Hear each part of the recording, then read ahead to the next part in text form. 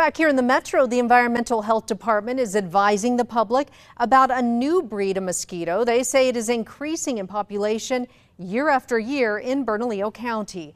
News 13's Natasha Lynn spoke with some mosquito experts and joins us live with the story. Natasha? Well, this new breed of mosquito is active all day long, not just during dawn and dusk like the typical mosquito. They can also breed in very small amounts of water, such as in planters, backed up gutters, flower pots, or even in a small water bottle cap.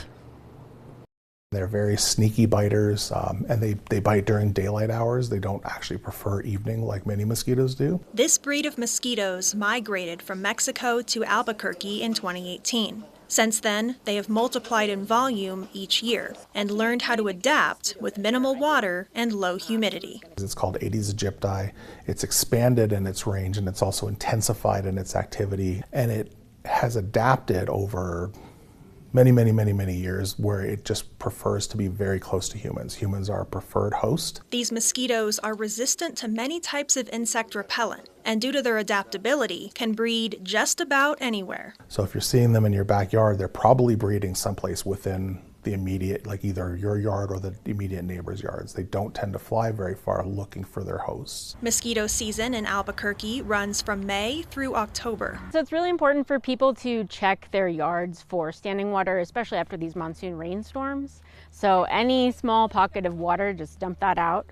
And I've been encouraging people to talk to their neighbors as well. So far, the City Department of Environmental Health has identified 1 to 2 cases of West Nile virus. But with the recent moisture, they expect to see many more cases by the end of July. This year in particular, we had our first West Nile collections much earlier than usual.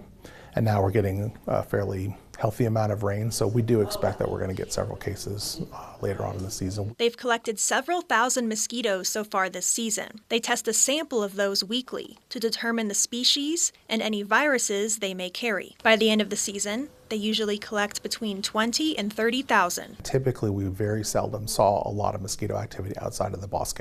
Maybe a golf course, or if there was a neighborhood that someone had a pool that wasn't being maintained anymore and it was holding green water. But now we're seeing mosquitoes all over town in areas we didn't before, and every year there's just more activity.